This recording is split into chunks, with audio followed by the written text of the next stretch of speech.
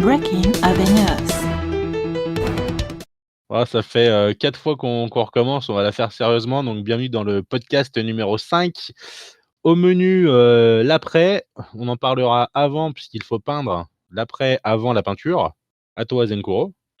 Après, également appelé sous-couche, alors, la grande question qu'on peut se poser quand on fait du gunpla qui est colorisé, qu'on est fidèle à la couleur de l'anime, on se dit: «Mais je vais peindre mon plastique de la même couleur qu'il est déjà. Pourquoi je vais mettre de la sous-couche, monsieur?» Eh bien, c'est très simple. C'est parce que la sous-couche va favoriser en premier la vérification du ponçage, du masticage et favorisera également l'accroche de la peinture. Oui, parce que je vous rappelle que dans les épisodes précédents, on vous a expliqué qu'il faut coller, et voire mastiquer votre maquette, la poncer bien évidemment, et tout ça, bah, ça laisse des petites marques. Et la sous-couche, ça permet de faire disparaître tout ça, d'une part, parce que la sous-couche a une qualité, de disparition des micro-rayures, et puis surtout, voilà, tu l'as très bien dit, c'est toute cette partie, vérification des erreurs lorsqu'on fait, le montage simple, qu'on a fait un petit peu de collage, des jointures, tout ça, mais aussi, surtout, quand on fait du custom, du scratch, etc. La secouche, ça permet de s'assurer que, ben voilà, il reste pas des petits trous, des petites imperfections. C'est une étape essentielle, primordiale, pour s'assurer de la qualité de notre modèle, qu'il n'y a pas d'erreurs qui resteront visibles au moment de la peinture. Exactement. La sous-couche peut servir également de ce qu'on appelle, en termes anglais, du microfiller. Donc Voilà. pour venir reboucher, les micro-rayures, hein. On parle pas du gros trou fait, à la chignole, sur la maquette, hein, vraiment de la rayure de ponçage. Ça va venir lisser un petit peu la surface et faire un truc, tout joli, tout beau. Voilà, puisque si vous vous rappelez bien, dans la partie ponçage, qu'on allait poncer jusqu'au grain 1000. Si vous êtes attentif à ce que vous faites, vous verrez que visuellement, j'ai l'impression qu'il y a encore des petites rayures. Mais ces rayures sont si fines que la sous-couche, le microfiller vont venir les faire complètement disparaître. Et ça, c'est magique. Dernier élément, Oui, si vous faites du kit bash, notamment de gunpla, vous allez probablement utiliser plein de pièces de couleurs différentes pour faire votre réalisation. La sous-couche va avoir cet intérêt qui est d'uniformiser la couleur de base de toutes ces pièces. Tout va être gris, et donc après, quand vous allez ou blanc ou noir, selon la sous-couche, la couleur de sous-couche que vous allez utiliser, on en parlera après. Mais donc tout sera de la même couleur, et donc après, vous allez pouvoir ainsi peindre tranquillement vos couleurs vos pièces de la couleur voulue. Puisque si vous auriez laissé vos couleurs, vos pièces j'ai du mal, hein, vos ouais, pièces de c'est ce couleur que je me disais aussi, disparates, c'est un peu laborieux là, mais hein. c'est parce que j'ai le soleil dans la gueule, là, en fait. Il est en train de se coucher, il est juste dans l'angle et c'est insupportable. Ah attends, pour reprendre du coup, l'intérêt de la sous-couche pour le kit bash de Gundam, c'est d'uniformiser, toutes les pièces que vous allez avoir collées ensemble pour les uniformiser dans une seule teinte uniforme pour mieux se rendre compte du travail effectué et faciliter la peinture, par-dessus pour avoir une peinture uniforme de partout également. Voilà, parce que si vous avez une couleur de base différente sur plusieurs pièces, et ben vous allez avoir au final quand même des teintes différentes. Vous passez un rouge sur des couleurs, sur une pièce blanche, plus une pièce grise, plus une pièce noire, vous n'aurez pas le même rouge partout. Donc là, sous-couche, elle va uniformiser tout ça et vous aurez le même rouge partout. C'était un exemple, bien entendu. C'est ça, c'est, Bon alors, bah, c'est les différents types de sous-couches, chef, qu'est-ce qu'on a? alors le plus classique, très connu, très utilisé, c'est de la sous-couche en bombe. Qui existe chez Mister Hobby, chez Games Workshop, chez Tamiya, chez Army Painter, chez, tout un tas de monde. Disponible en général, dans énormément de couleurs maintenant, principalement du blanc, du noir, du gris, du marron, du vert, du rouge, rouille, tout un tas de choses. Ça, c'est simple, ça se pulvérise comme une couche de peinture en bombe, hein, 30 centimètres. Vous secouez bien avant la bombe pour mélanger la peinture et en couche fine, sans trop charger, puisque même si la couleur de la pièce transparaît à travers la sous-couche, c'est pas dramatique. Ça servira quand même de couche de contrôle du ponçage, des ergots, du masticage, sans problème. Oui, tout à fait. Et puis ça améliore également l'accroche de la peinture malgré tout. Alors, tu Absolument. évoques effectivement plein de couleurs différentes. On va rester sur les 3 principales pour commencer: blanche, gris, noir. OK. En quoi est-ce que ça va influencer la peinture finale? Bah, tout simplement parce que cette couche inférieure, elle va modifier malgré tout la teinte de votre couleur finale. Tout simplement, vous peignez, sur du blanc, ça va être plus clair que si vous peignez sur du noir, et le gris, ça va être intermédiaire. Alors si vous utilisez des peintures plutôt mates, ça a peu d'importance parce qu'en général, le mat est très couvrant. Si vous utilisez des peintures plutôt brillantes, là, les peintures sont en général un petit peu plus transparentes. Et là, par contre, on va davantage voir la sous-couche transparaître. Alors, il faut savoir que pour vérifier les erreurs qu'on évoquait en début de podcast, le mieux, c'est le gris. C'est vraiment celui qui rend visible le plus facilement tous les petits défauts. Le blanc, c'est plus compliqué, mais c'est vraiment, par contre, la couleur à favoriser. Si vous avez des teintes très claires à utiliser, type du jaune, du rouge, du blanc, bien entendu, qui sont des teintes transparentes et difficiles à appliquer, il faut mettre ça sur du blanc pour gagner tout le garder tout le peps de la couleur. Le noir, ça peut être intéressant quand on va utiliser des techniques un petit peu avancées, par exemple le black basing, ou alors faire un système de pré-ombrage où on part sur du noir et on va éclaircir avec du blanc par-dessus. Il faut également utiliser plutôt du noir brillant si vous voulez faire du métal pour faire ressortir les paillettes. Bon, là, on avance un petit peu dans des techniques plus avancées, mais c'est déjà un petit peu les bases qu'il faut connaître. Après, vous avez effectivement les teintes plus spécialisées, comme tu le disais. C'est vrai que pour faciliter le travail, accélérer, on peut passer directement une sous-couche rouille, si on a envie de travailler notre modèle avec des effets de rouille qui transparaîtront par la suite avec, par exemple, des effets d'écaillement à la laque, au shipping.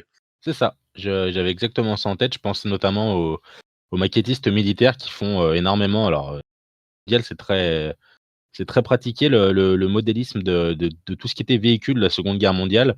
Et tous les véhicules allemands avaient une espèce de couche de base marron, rouge un peu foncé. Donc, ils ont fait une bombe de sous-couche directement dans ce coloris-là pour faciliter la vie un peu à tout le monde et pour permettre d'avoir un rendu visuel de la peinture qui sera par-dessus encore plus proche de ce qui se faisait à l'époque, par exemple. Tout à fait.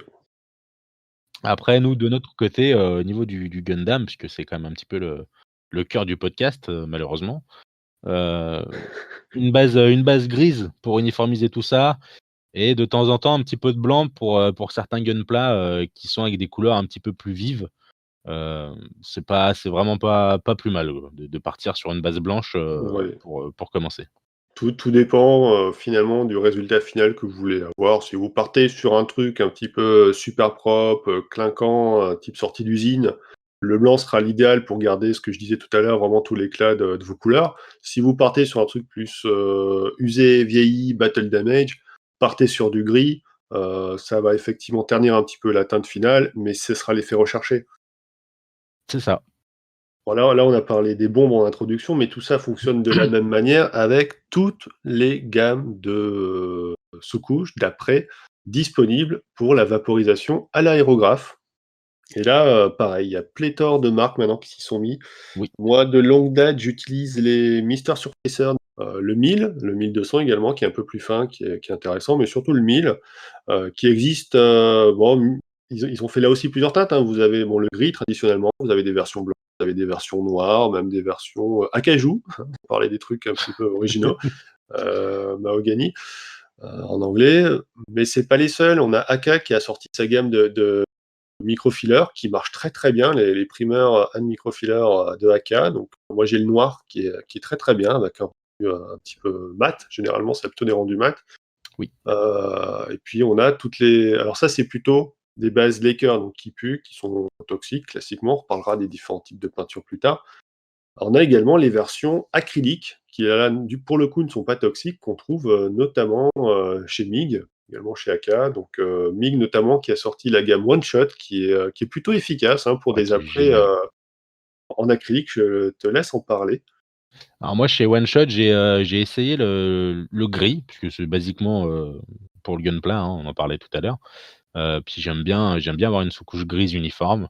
Donc là, ouais, ils ont un produit prêt à l'emploi qui se passe à l'aérographe sans rediluer, sans préparation en fait, simplement. On charge le godet et on pulvérise, simplement.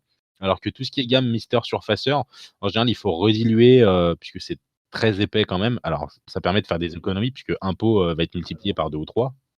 Alors effectivement, c'est vraiment deux philosophies très différentes. Tout ce qui va être occidental, souvent, c'est des trucs qui sont prédilués, prêts à l'emploi. Vous le mettez directement tel quel dans l'aérographe. Mais du coup, ça a aussi l'intérêt, ça a toujours le même résultat. Le Mister Surfacer, effectivement, est épais de base. C'est pour ça qu'on peut presque s'en servir comme petit dilué par moment si vous le prenez tel quel en sortie de pot. Et il faut le rediluer avec des diluants Laker, typiquement. Moi, j'utilise donc toujours le Mister Color Leveling Thinner, toujours de Mister Hobby. Mais tout l'intérêt, c'est qu'on va pouvoir gérer justement la fluidité du produit. Donc quand on commence à maîtriser un peu son agrafe, c'est intéressant parce qu'en fonction de ce qu'on veut faire, on peut avoir un rendu un petit peu plus couvrant, un peu plus épais, ou si on dilue davantage, ça va être plus fin, avec rendu même un petit peu plus brillant. Donc voilà, c'est un peu comme les bagnoles entre une automatique et une manuelle, c'est en fonction de votre niveau et de ce que vous voulez faire. Il y a plus de possibilités avec le Mister Surfacer, mais les options prédiluées sont plus faciles d'utilisation instantanée. Oui, oui, moi j'avais un petit peu peur de l'utilisation quand même, mais au final, non, même pour un débutant, c'est tout à fait conseillé puisqu'il y a vraiment aucune galère, quoi. Sachant qu'il vaut mieux utiliser tout ça avec des aéros en 0,3 millimètres pour éviter de boucher tout simplement votre buse si vous utilisez des aéros plus fins type 0,2 ou 0,15 millimètres, qui sont assez sensibles. Oui, ça je confirme, il vaut mieux avoir une buse un petit peu plus large pour la sous-couche puisque de base, c'est un produit qui est un petit peu plus épais. Et casse-pied à nettoyer. Oh oui, oui encore, les sous-couches acryliques européennes, c'est pas si galère que ça. Alors il y a des produits spécifiques, il faut passer des fois un peu de produit à vitre. Il y a tout un tas de légendes urbaines à ce niveau-là, mais on y reviendra, peut-être, dans un podcast, Hmm. numéro Ouais. 16 ou 17, Alors que le Mister Surfacer, un peu de diluant cellulosique, c'est réglé, hein. de diluant cellulosique puisque ça a sauté, mais voilà. Bon, les sous-couches, alors attends, on en était où? On a fait ça, on a fait ça. Je pense qu'on est pas mal, on a fait le tour quand même là. Voilà, donc on fait attention à sa couleur en fonction du rendu qu'on veut. Blanc pour un rendu flashy, gris pour un rendu un peu plus terne, noir pour des effets particuliers, coloré si vous avez des besoins spécifiques, et puis le choix entre en bombe ou à l'aérographe. Tout est possible, ça c'est vraiment en fonction de vos goûts et de vos disponibilités, en fonction du matos que vous avez à la maison. Alors encore une fois, on vous conseille du blanc pour les couleurs claires, des choses comme ça, mais on fait pas la loi, hein. On fonctionne comme ça, on fait des podcasts pour, aiguiller un petit peu, nos followers, mais on n'a pas la science infuse, hein. Si ça vous plaît pas d'utiliser du blanc, restez sur du gris, c'est pas grave.